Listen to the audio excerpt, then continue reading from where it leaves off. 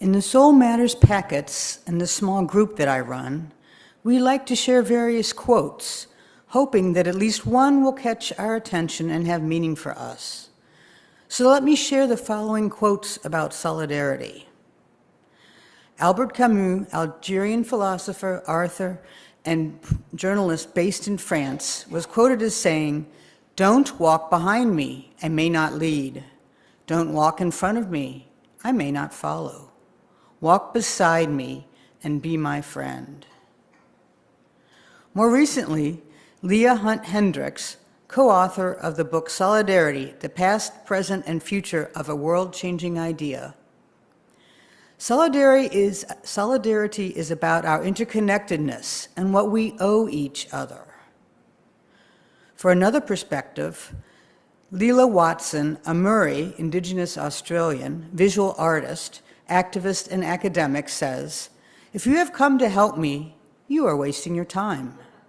But if you have come because your liberation is bound up with mine, then let us work together." In a similar vein, Eduardo Galeano, Uruguayan journalist, writer, and novelist, expressed, "I don't believe in charity. I believe in solidarity. Charity is so vertical. It goes from the top to the bottom. Solidarity is horizontal. It respects the other person. I have a lot to learn from other people." And lastly, in 2017, Pope Francis said, "The future is, most of all, in the hands of those people who recognize the other as a you and themselves as part of an us. We all need each other." Pinning down a single definition of solidarity is tricky. The two authors of the book Solidarity, Past, Present, and Future of a World-Changing Idea, Leah Hunt Hendricks and Astra Taylor, call the concept slippery, just as other big concepts like equality, liberty, freedom, democracy, and justice are slippery. We love these ideas, but are hard to put to give a clear, concise definition. I shared these quotes to give you something to think about regarding solidarity, hoping some part of one of them might resonate with you. Here are 3 important ideas about solidarity. First, solidarity requires being in real relationships, sometimes with people who are different from us, and treating them with respect. Second, solidarity starts with listening to the people who are most impacted by an injustice or another harm and following their lead about what is really needed. And finally, solidarity means being with others in shared struggles for justice, equity, and sustainability. Our story today illustrated how a town acted in solidarity with an LGBTQ+ family by everyone putting up pride flags. The whole town showed solidarity with the couple. This is a real, true, and beautiful story. However, because I have the privilege of standing up here today, I have to say part of the story bothers me just a little.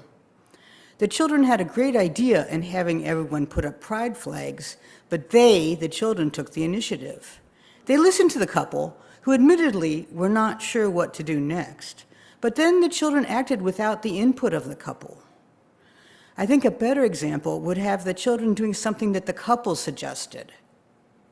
Although you could argue that the couple did take leadership in putting up the pride flag in the first place. So to be in solidarity, we need to listen to those impacted and follow their leadership. How can we act in solidarity beyond flying pride and Black Lives Matter flags? One excellent example was Reverend Eric's trip to Minneapolis this winter, when religious leaders from many faiths answered the call to go and stand in solidarity with immigrants and those protesting ICE actions there this winter. His sermon upon his return was excellent, and a colleague's summary was suggested by the UUSC as a reflection for today. I'm not going to try to repeat their striking sharing of their experiences there, but I do want to list 3 things that organizers in Minneapolis told the clergy to do while there. The first is breathe. a wonderful, simple tool to help avoiding freaking out when the world feels overwhelming. Second, listen, so that we may remain aligned with the strategies and relationships the movements are building. And third, trust. Follow the leadership of the communities most affected. These are important for us each day to have balance and hope as we go forward, as we try to survive and navigate the crazy, worrisome world being created by some of our leaders. Breathe, listen, trust, and take care of ourselves. The first, breathe, seems obvious, but it is an essential tool that we can access all on our own and allows us to remain calm and centered to do the often difficult work of listening, trusting, and acting in solidarity. It is also a great tool to help stay sane. To build solidarity, we need to truly listen to each other, and we need to build solidarity with those beyond our normal, everyday circles. If we just listen to those who think like us, we remain where we are, listening to echoes of our own voice. Reverend Eric went beyond his comfort zone and listened to the voices of the front line when he traveled to Minneapolis. Listening to those who are often marginalized and yet at the center of an issue is crucial. Another good example is our fellowship's participation in the Juneteenth celebration in Midland last week. We do give a little financial support, but we also volunteer and show up to do what is needed by the community. We serve food, we set up or tear down tables, provide parking lot support. Nothing sexy, not leadership, but being there to lend a hand as they need.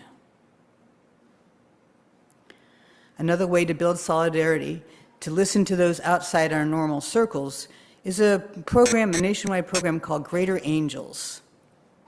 It's a nationwide organization that promotes listening, relationships, and respect between those with different political views, specifically between Republicans and Democrats.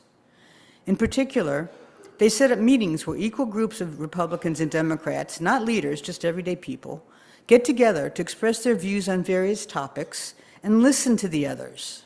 Not debate, just listen, and in doing so, identify some commonalities. We may disagree about immigration levels, but we may agree that ICE's treatment of those already in the country is abysmal, or at least their treatment of those children.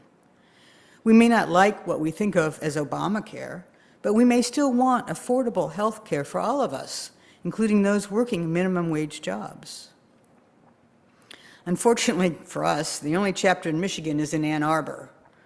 My church in Ithaca, New York hosted a couple of their sessions.